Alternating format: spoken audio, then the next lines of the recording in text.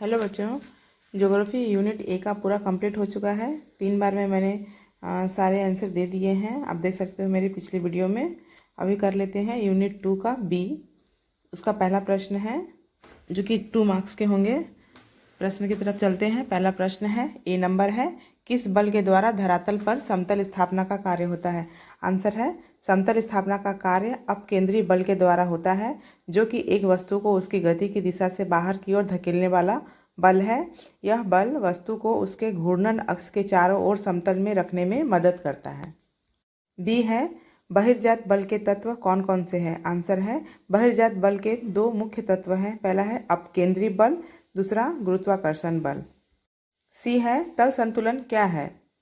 Answer है, जब किसी वस्तु पर लगने वाले सभी बल एक दूसरे को संतुलित कर देते हैं और वस्तु का घूर्णन रोटेशन स्थिर रहता है, इस स्थिति को तल संतुलन कहते हैं। डी है, अपदलन क्या है? आंसर है, अपदलन एक प्रकार का बल है जो किसी वस्तु को उसकी गति की दिशा से बाहर की ओर धकेलने का काम करता है। यह बल वस्तु को उसके घूर्णन अक्ष के चारों ओर समतल में रखने में मदद करता है। ई है, तुषार या पाला द्वारा चट्टानों में होने वाला अपक्षय किन जलवायु प्रदेशों में अधिक सक्रिय रहता है? आंसर है, यहाँ पर 2 लाइन में आंसर है। सटीक आंसर आपको कम शब्दों में मिल जाते हैं तो आपको फुल मार्क्स मिल सकते हैं। यहाँ पे जैसा कि देख सक रहे हो, हमारा क्वेश्चन का आंसर बहुत ही छोटा है। अगर आप इतना छोटा लिख सकते हो तो आपको फुल मार्क्स 2 में 2 मिल जाएंगे। ज़रूरी नहीं है कि हमें बड़ा करना पड़े। तो आंसर है, तुषार या पाला द्वारा चट्टानों में होने वाला अक्षय ठंडे और शुष्क जलवायु प्रदेशों में अधिक सक्रिय रहता है। अगला है, जलगति क्रिया से आप क्या समझते हैं? जलगति क्रिया से तात्पर्य है जल के प्रवाह और, यहाँ पे थोड़ा सा मिस्टेक हो रहा है, दिख नहीं रहा है, के कारण चट्टानों और मिट्टी के अपरदन और परिवहन की प्रक्रिया से है। यह प्रक्रिया नदी, झरनों और समुद्री लहरों के माध्यम से होती है। जी है, उत्पाटन क्या है? आंसर है, उत्पाटन एक भूगर्भिक प्रक्रिया है जिसमें जल, हवा या बर्फ के प्रवाह के कारण चट्टानों और मिट्टी का अपरदन और हटाव होता है। एच है, बृहद संचलन से आप क्या समझते हैं? आंसर है, बृहद संचलन एक मौसम संबंधी शब्द है जो वायुमंडल में बड़े पैमाने पर हवा की गति और परिसंचरण को संदर्भित करता है। यह पृथ्वी के वायुमंडल में हवा की बड़े पैमाने पर गति को दर्शाता है जो मौसम पैटर्न और जलवायु को प्रभावित करता है। आई नंबर है, संस्तर क्या है?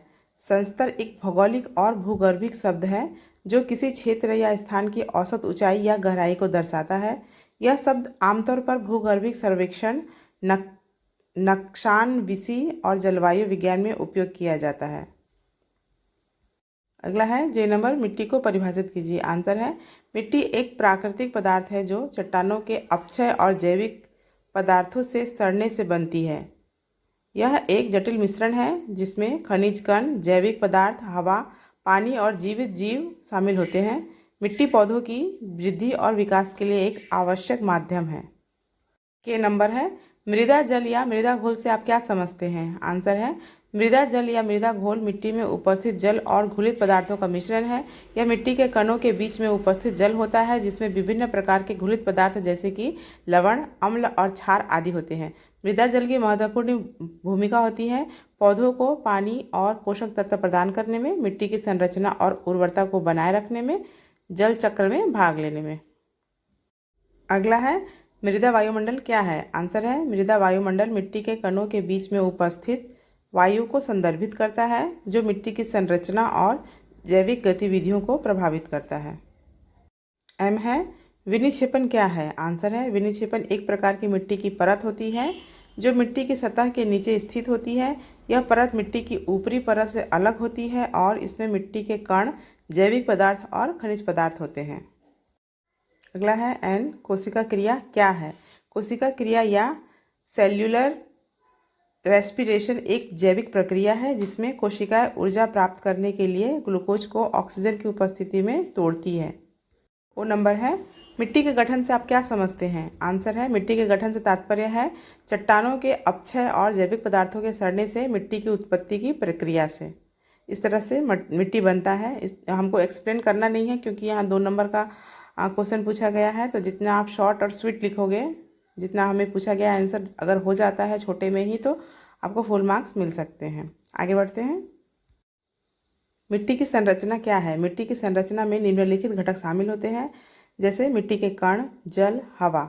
जैविक पदार्थ 5 से 10% इन घटकों के संयोजन से मिट्टी की संरचना होती है। अगला है क्यू नंबर है, शीर्ष मृदा से आप क्या समझते हैं? आंसर है, शीर्ष मृदा से तात्पर्य है मिट्टी की ऊपरी परत जो आमतौर पर 5 से 30 सेंटीमीटर मोटी होती है और इसमें जैविक पदार्थ, पोषक तत्व और जीवन के लिए आवश्यक अन्य तत्व होते हैं। आर है, सोलम क्या है? आंसर है, सोलम या सोल मिट्टी की ऊपरी परत को संदर्भित करता है जो आमतौर पर 5 से 30 सेंटीमीटर मोटी होती है और इसमें जैविक पदार्थ, पोषक तत्व और जीवन के लिए आवश्यक अन्य तत्व होते हैं। यस नंबर है, उपमृदा किसे कहते हैं? आंसर है, उपमृदा मिट्टी की वह परत होती है जो शीर्ष मृदा के नीचे स्थित होती है। यह परत आमतौर पर 30 से 100 सेंटीमीटर मोटी होती है और इसमें कम जैविक पदार्थ और पोषक तत्व शामिल होते हैं। उपमृदा में अक्सर चट्टानों के टुकड़े और मिट्टी के कण पाए जाते हैं। अगला है टी नंबर, मृदा परिच्छेदिका से आप क्या समझते हैं? आंसर है, मृदा परिच्छेदिका मिट्टी की वह परत होती है जो जमीन की सतह से लेकर उसकी गहराई तक फैली होती है। यह परत विभिन्न प्रकार की मिट्टी की परतों से बनी होती है, जिनमें शीर्ष मृदा, उपमृदा और नीचे की चट्टानें शामिल होती है। मृदा परिच्छेदिका का अध्ययन मिट्टी की गुणवत्ता, इसकी उत्पत्ति और इसके उपयोग के बारे में जानकारी प्राप्त करने के लिए किया जाता है। अगला है यू नंबर, अनाच्छादन क्या है? आंसर है, अनाच्छादन वह प्रक्रिया है जिसमें पृथ्वी की सतह पर स्थित मिट्टी, चट्टानें और अन्य पदार्थों का कटाव या निष्कासन होता है, जिससे पृथ्वी की सतह पर परिवर्तन आता है। अगला है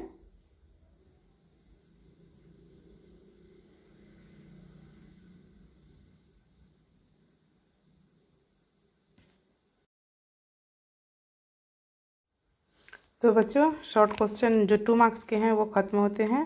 चलिए मिलते हैं अगले वीडियो में। कमेंट्स कीजिए कि अब क्या लगेगा आप लोगों को, कौन से सब्जेक्ट पे देना है मुझे बताइए, फिर मैं उस हिसाब से देने की कोशिश करूँगी। Thank you.